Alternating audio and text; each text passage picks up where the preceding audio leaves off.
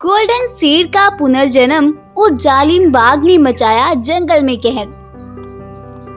जंगल में बहुत शांति थी। कोई भी जानवर उस पूरे जंगल में टहलता हुआ दिखाई नहीं पड़ रहा था। शायद सभी जानवर अपनी गुफा में सो रहे थे या फिर उन पर कोई मुसीबत आन पड़ी थी। तभी एक हिरन अचानक से जाने कहां से निकल कर आती है और वह बेचारी एकदम से बाघ के हत्थे चढ़ जाती है और वह उस हिरन का बहुत ही बेरहमी से शिकार कर लेता है। यही कारण था कि जंगल का कोई भी जानवर अपने घरों से बाहर नहीं निकल रहा था, और क्योंकि ये बाघ बहुत ही जालिम था, यह किसी भी जानवर पर रहम नहीं खाता था और उसका बेरहमी से शिकार कर लेता था। और बदकिस्मती से यह बाघ ही इस जंगल का राजा था। इस जालिम का खौफ जंगल में इस कदर फैला हुआ था कि सभी जानवर अपने बिलों और गुफाओं से बाहर ही नहीं निकलते थे, और जो कोई भी जानवर बाहर निकलता था उसे ही वह अपना शिकार बना लेता था। जंगल के सभी जानवर बहुत परेशान थे और भगवान से अपने जंगल में रहम की दुआ कर रहे थे कि किसी तरह उनके जंगल में भी शांति हो जाए। एक दिन उनके जंगल में दूसरे जंगल से चलता हुआ एक गोल्डन शेर आ जाता है। उस गोल्डन शेर को देखकर जंगल का कोई भी जानवर उससे डरता ही नहीं है।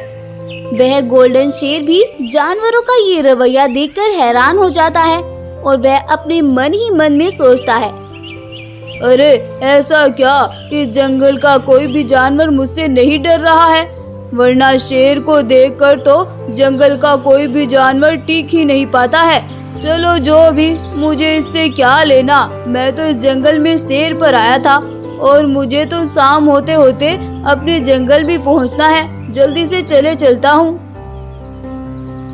वो ऐसा बोलकर वहाँ से जाने लगता है कि तभी गोल्डन शेर के पास एक भैंस दौड़ती हुई आती है और वह हाँफते हुए शेर से बोलती है, अरे महाराज, आप आ गए। मुझे पता था कि आप जरूर आएंगे और हम लाचारों पर भी भगवान का कोई करम जरूर होगा।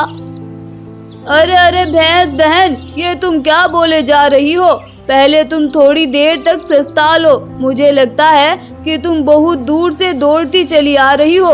अब तो मैंने सस्ता लिया, आप जो मुझे दिख गए।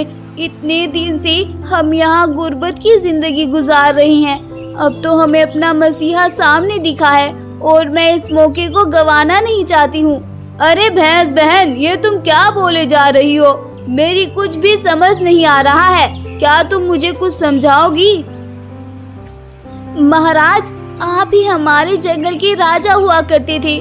तब हमारा जंगल बहुत खुशहाल था और सभी जानवर भी इस जंगल में बहुत खुश थे, लेकिन उस जालिम बाघ ने इस जंगल का राजा बनने के चक्कर में आपके बेटे, पत्नी और आप सभी को धोखे से मार डाला था। अब आपका पुनर्जन्म हुआ है।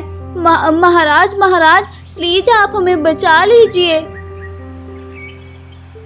भैंस के ऐसा कहने पर शेर भी सोच में पड़ जाता है और उसे भी बीती बातें कुछ याद आने लगती है। और कुछ देर बाद जब वो जंगल में घूम रहा होता है तो उसे वह गुफा दिखाई पड़ती है जहाँ पर वो अपने परिवार के साथ रहता था और उसे सब कुछ याद आ जाता है।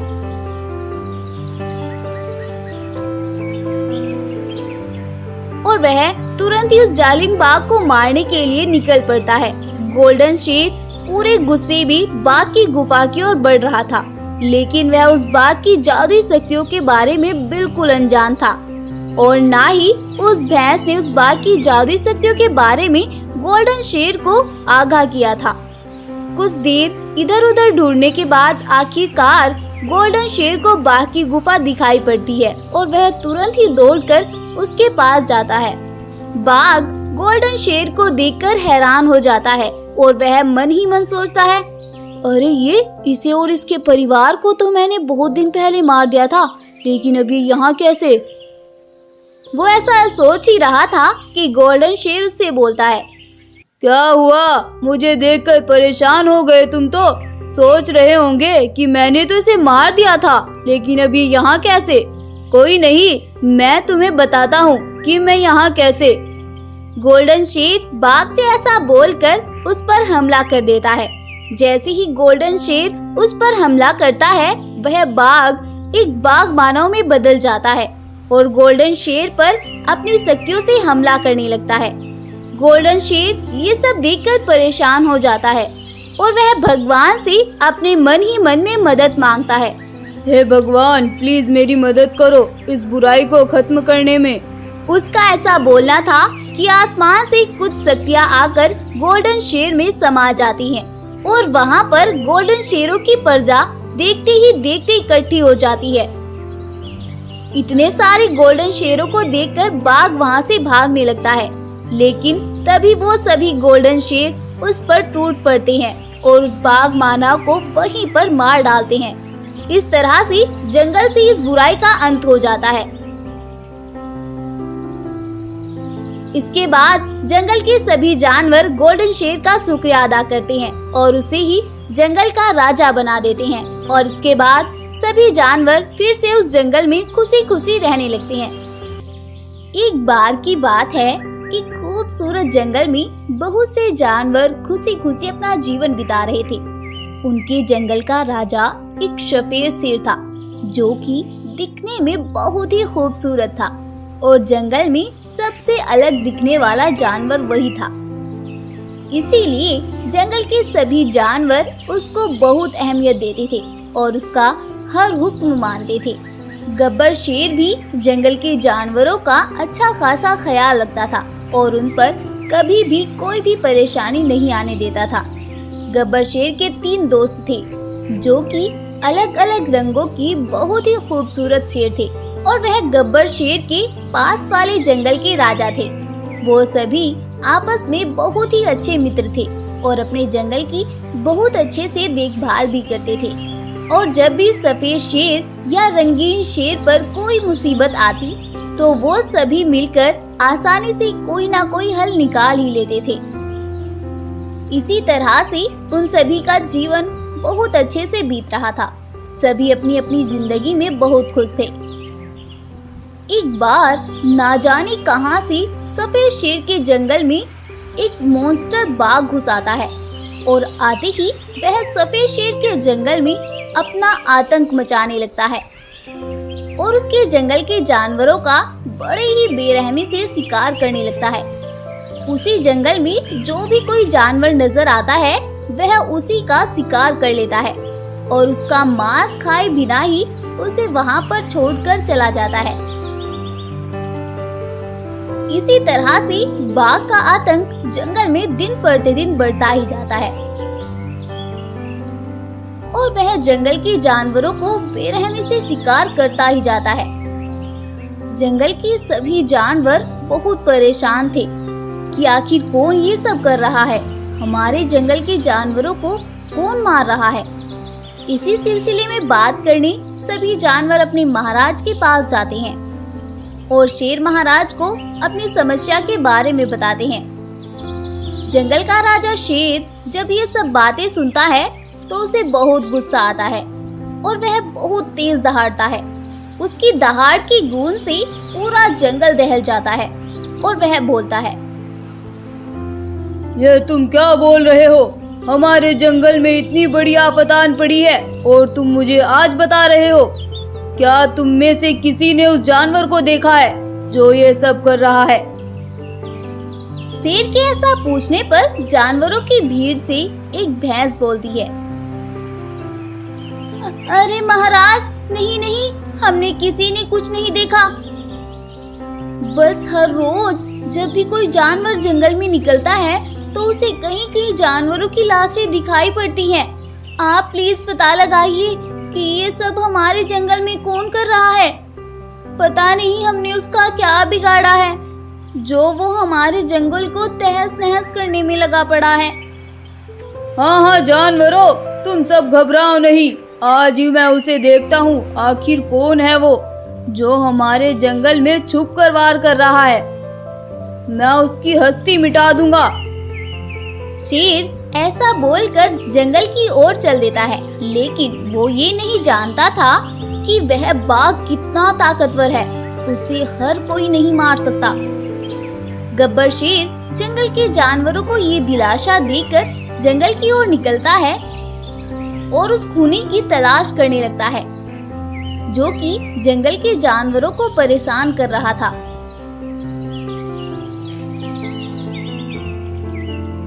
गब्बर शेर को उसकी तलाश करते करते रात हो जाती है, लेकिन वह खूनी बाघ उसे कहीं पर भी नजर नहीं आता है और गब्बर शेर बेचारा थक हार कर अपनी गुफा में वापस आ जाता है और उसी के बारे में सोचने लगता है।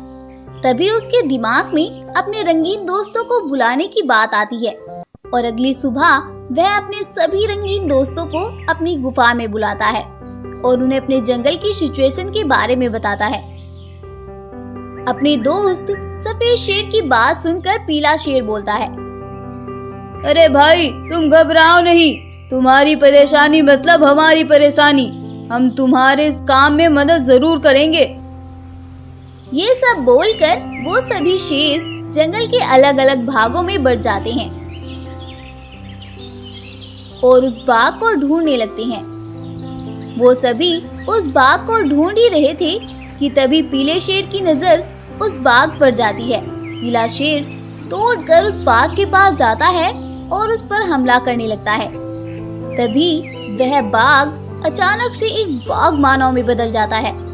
पीला शेर ये सब देखकर काफी डर जाता है और वह वहां से भागने लगता है, लेकिन इतना पीला शेर वहां से भाग पाता, वह बाघ मानव पीले शेर को एक ही झटके में मार गिराता है और वहां से अपने दूसरे रूप में आकर भाग जाता है। उसे ये सब करता हुआ दूर खड़ी हुई एक बकरी देख लेती है और वह दौड़ती हुई सफेद शेर के पास जाती है और गब्बर शेर को पूरी हकीकत के बारे में बताती है। महाराज महाराज, मैंने आज उसे देखा, उसने पीले शेर को भी मार दिया महाराज। ये क्या बोल रही हो तुम बकरी? किसे देखा तुमने और किसने पीले शेर को मार दिया? महाराज, मैंने आज उसे देखा जिसने हमारे जंगल में तबाही मचाई हुई है। उसने एक ही झटके में आपके दोस्त पीले शेर को मार दिया। वह बहुत ही खतरनाक बाघ है, वह तो अपने कई कई रूप बदल सकता है महाराज। प्लीज प्लीज हमारे जंगल को उससे बचाओ महाराज। गब्बर शेर जब अपने दोस्त पीले शेर की मौत का सुनता है, उसे बहुत दुख होता है कि उसकी आई में उसका दोस्त पीला शेर चला गया और वह तुरंत ही पीले शेर की लाश को ढूंढने जंगल में निकलता है और रास्ते से अपने रंगीन दोस्तों को भी अपने साथ ले लेता है और उनसे बोलता है, मेरे दोस्तों, वो बहुत खतरनाक बाघ है। उसने हमारे दोस्त पीले शेर को भी मार गिराया है। हमें उसका बहुत चतुराई से मुकाबला करना होगा और सभी को साथ साथ रहना होगा, वरना ऐसे तो वो हमें एक एक करके सभी को मार डालेगा। आपस में बातें करते हुए आगे बढ़ते हैं।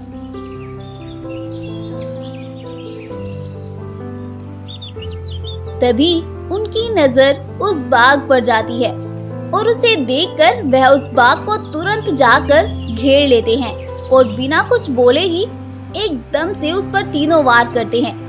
अपने ऊपर एक साथ इतने वार से बाघ संभल नहीं पाता है और ना ही अपना रूप बदलकर और ताकतवर बन पाता है और वह नीचे गिर जाता है और वह तीनों दोस्त उस पर वार किए जाते हैं और उसे वहीं पर मार डालते हैं।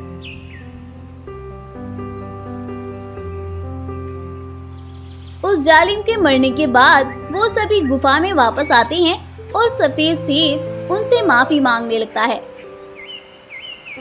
मुझे माफ कर दो मेरे दोस्तों, मेरी आई में हम सबका जिगरी यार पीला शेर मारा गया। प्लीज मुझे माफ कर दो।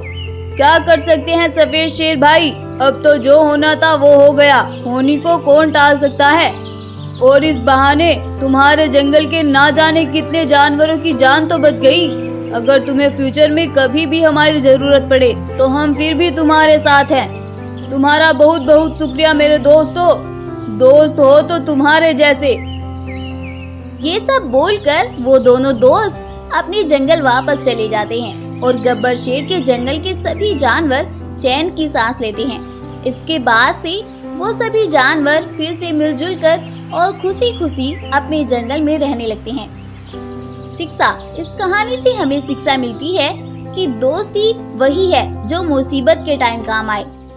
अगर आपको हमारी आज की स्टोरी पसंद आई है तो इस वीडियो को लाइक, शेयर और चैनल को सब्सक्राइब जरूर कर दें। Thank you.